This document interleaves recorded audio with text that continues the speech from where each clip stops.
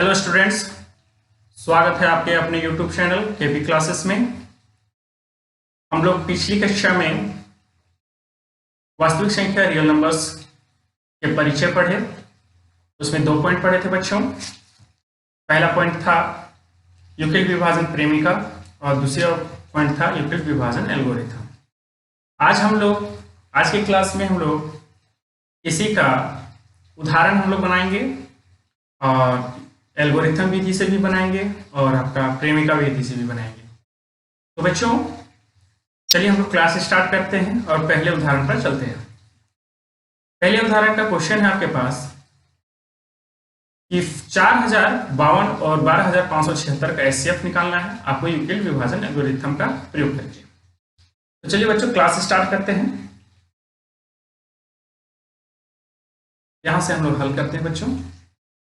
देखिए हम लोग एल्गोरिथम में हम लोग पढ़े थे, आप लोग को याद होगा, थोड़ा सा रिवाइज करवा देते हैं आप लोग को।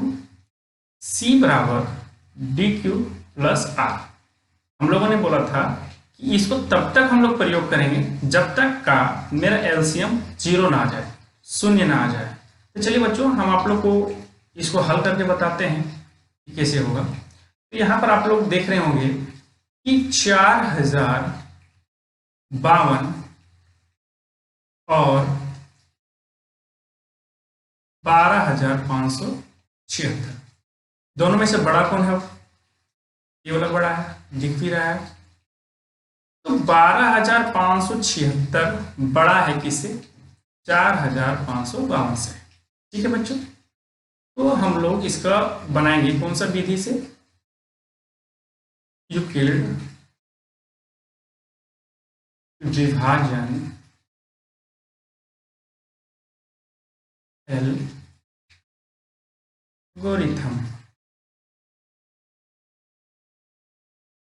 विधि द्वारा। ठीक है बच्चों, चलिए स्टार्ट करते हैं। यूक्लिड विभाजन एल्गोरिथम पे हम लोग बताए थे कि C बराबर डी क्यू प्लस आर। थोड़ा सा यहाँ समझ लेते हैं बच्चों कि C क्या है, D क्या है और Q क्या है और R क्या है। C जो मेरा है वो मेरा भाज्यिक है, D मेरा क्या है? भाजक, Q मेरा क्या है? भागफल और R क्या होगा मेरा? शेषफल। ठीक है बच्चों, अब चलिए हम लोग देखते हैं एचसीएफ। तो हम लोग बचपन से ही निकालते आ रहे हैं, तो हम लोग देखते हैं एचसीएफ में कि छोटे संख्या को बड़े संख्या से हम लोग डिवाइड करते हैं। तो चलिए हम लोग यहां से स्टार्ट कर लेते हैं। 12576। ठीक है बच्चों, इसको हम लोग 3 से करेंगे। तो इसका मेरा कैलकुलेशन करने के बाद यहाँ 12156 इतना आ रहा है। तो इसका अगर हम लोग कैलकुलेशन करेंगे तो 6 में से चल जा रहा है 2, 7 में से 5 जाएगा तो 2 और 5 में 1 जाएगा तो 4। ये तो आपका कटेगा, आया मेरे पास 420। अब ए उठ के आ जाएगा यहाँ पर 452। अब देखिए बच्चों कि C के जगह हम क्या रखेंगे? C को क्या माने थे? भाज्य। और भाज्य कौन सा होता है? 16। तो C के जगह हम रख देते हैं 5776। D को क्या माने थे बच्चों? भाजक। तो भाजक कौन सा है मेरा? C052 इंटू Q क्या माने थे बच्चों? भागफल। तो भागफल के जगह रख देते हैं हम लोग 3 प्लस शेषफल कितना आया मेरा? 420। ठीक है, अब यहाँ देखेंगे कि शेषफल मेरा 0 नहीं निकला, इसका मतलब R बराबर नॉट 0। ठीक है, और हम आपको बताए थे कि जब तक मेरा 0 ना आ जाए तब तक क्वेश्चन मेरा हल नहीं होता है। ठीक है बच्चों, चलिए आगे चलते हैं। तो 420 को हम लोग फिर से डिवाइड करेंगे तो ई मेरा जा रहा है आपके पास 9 बार में, और 9 बार में कितना जा रहा है? 3780। ठीक है, इसका अगर हम लोग इसको हम माइनस करेंगे तो आ जा रहा है 272। ठीक है बच्चों, अब आ गया 420, ये उठ के आ गया यहाँ। अब देखिए, अब यहाँ पर C के जगह हम क्या आ गया? 4052। यहाँ लिखेंगे 4052। और D के जगह हम क्या आ गया बच्चों? D के जगह हम क्या आ गया? भाजक। तो 420 गुणे 9 प्लस शेषफल क्या आया मेरा 272। अभी भी मेरा शेषफल 0 नहीं आया है, तो 270 को एक बार में देंगे तो आएगा मेरा 272। इसका माइनस करने के बाद मेरा आ जाएगा 148, ये आ जाएगा 200 से, सॉरी बच्चों,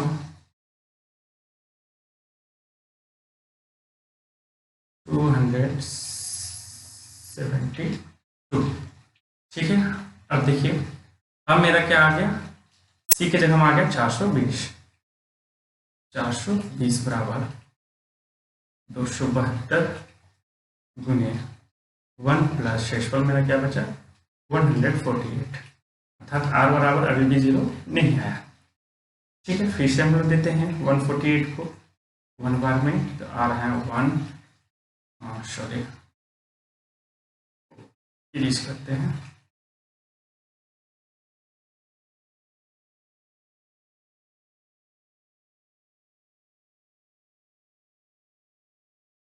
तो 148 8 भी इरेज हो चुका था। चलिए 148 को हम लोग घटाएंगे तो 270 आ जा रहा है मेरे पास 240। ठीक है, 240 और ये 148 मेरा आ जाएगा इधर। तो अब देखिए कि मेरा सी के स्थान पर फिर से क्या आ गया मेरा 272 इक्वल टू 148 इंटू 1 प्लस 124, अर्थात अभी भी शेषफल मेरा 0 नहीं आया है, तो अर्थात अभी इसको अभी हम लोग काम करते रहेंगे। ठीक है, अभी भी एक बार में जाएगा तो 124, ये अगर माइनस करते हैं तो कितना आता है बच्चों 24, और 124 यहाँ पर आ जाएगा। अब देखिए कि सी की जगह क्या चल गया 148 बराबर 124 इंटू 1 प्लस 24, अभी भी शेषफल 0 नहीं, प्रोसेस में हम लोग चलते रहेंगे जब तक 0 ना आ जाए। टेंशन लेने की कोई बात नहीं है बच्चों, जब तक मेरा 0 नहीं आता है तब तक हम लोग कैलकुलेशन करते रहेंगे। ठीक है, अब हम लोग देंगे 24 को 5 टाइम्स में तो आएगा 120। ठीक है बच्चों, अब इसका अगर माइनस करते हैं तो आता है मेरा 4, अब ये आ जाएगा 24 यहाँ पे।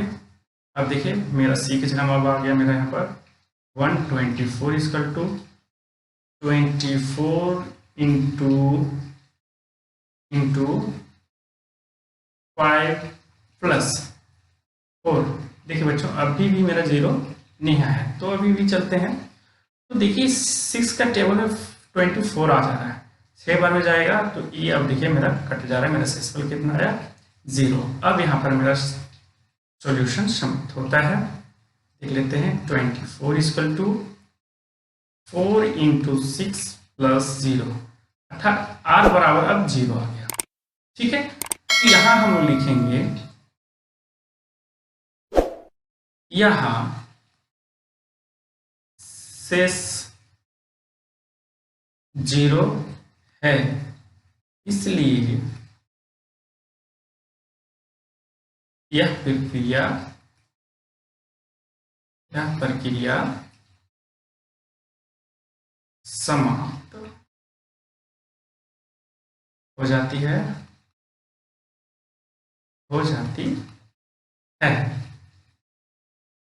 इस स्थिति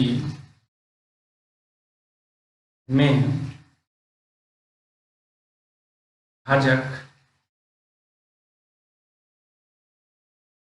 हो जाती है, अर्थात HCF मेरा कितना होगा 4, यही होगा मेरा आंसर। ठीक है बच्चों, नेक्स्ट वीडियो उदाहरण 2, चलिए इसको हल करते हैं बच्चों।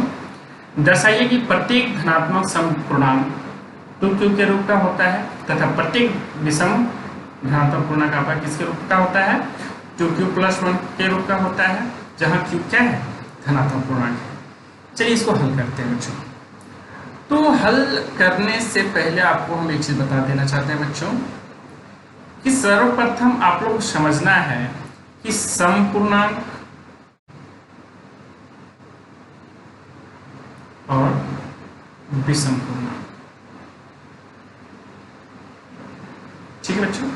समपूर्णांक जिसको हम लोग 2, 4, 6 और 8 जानते हैं कि जो 2 से विभाजित हो रहा है उसको हम जानते हैं कि वो समपूर्णांक। लेकिन विषम पूर्णांक 0 से स्टार्ट होता है। विषम पूर्णांक 1, 3, 5, 7, 9, ठीक है। तो अगर समपूर्णांक में आपको इस तरह के अगर आपको देखने को मिलेंगे तो आपको समझना है कि ये क्या है, समपूर्णांक संख्याएं हैं, ठीक है बच्चों।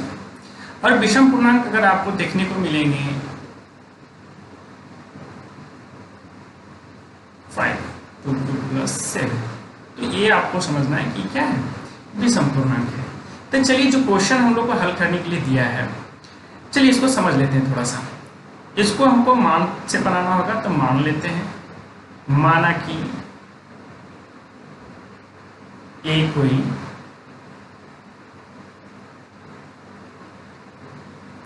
धनात्मक पूर्णांक है, ए कोई क्या है, धनात्मक पूर्णांक है, तथा बी को मान लेते हैं 2, ठीक है। तो क्वेश्चन में 2 रिपीट हो रहा है बार बार, तो मान लेते हैं बी क्या है, 2। अब बी को हम क्यों 2 माने, अब इस चीज को हम आप लोग को प्रीवियस ही क्लास में आप लोग को बताए थे कि प्रेमिका का एक फॉर्मूला होता है a = b³ + r।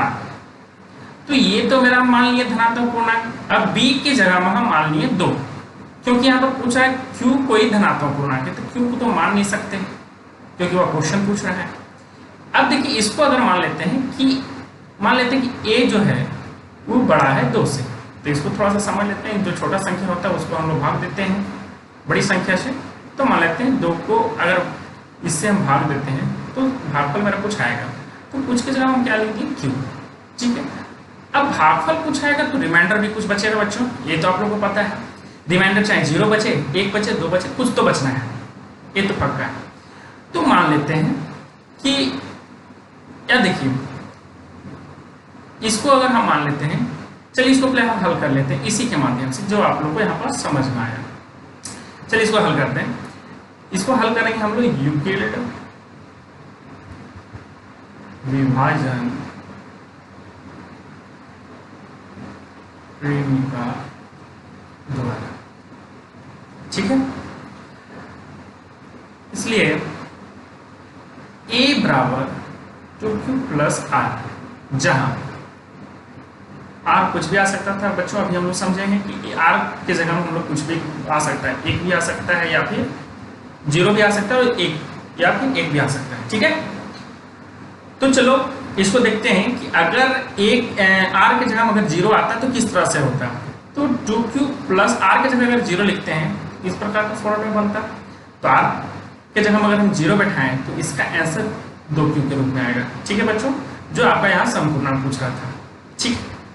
दूसरे तरीके से दूसरे में देखते हैं कि 2q + विषम पूर्णांक आना चाहिए, ठीक है बच्चों।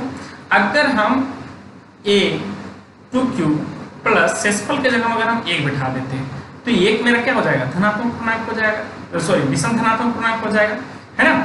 तो इस तरह से हम लोग को साबित होता है कि 2q एक क्या है,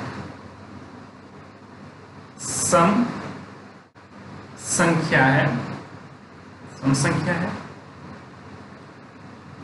क्योंकि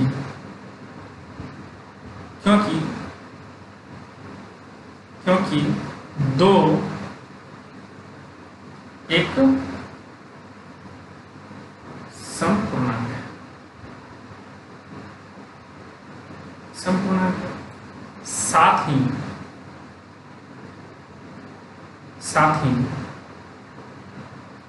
कोई धनात्मक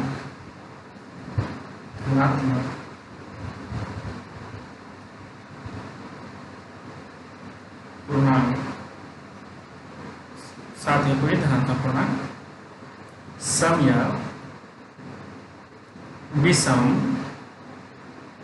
हो सकता है। ठीक है, हो सकता है।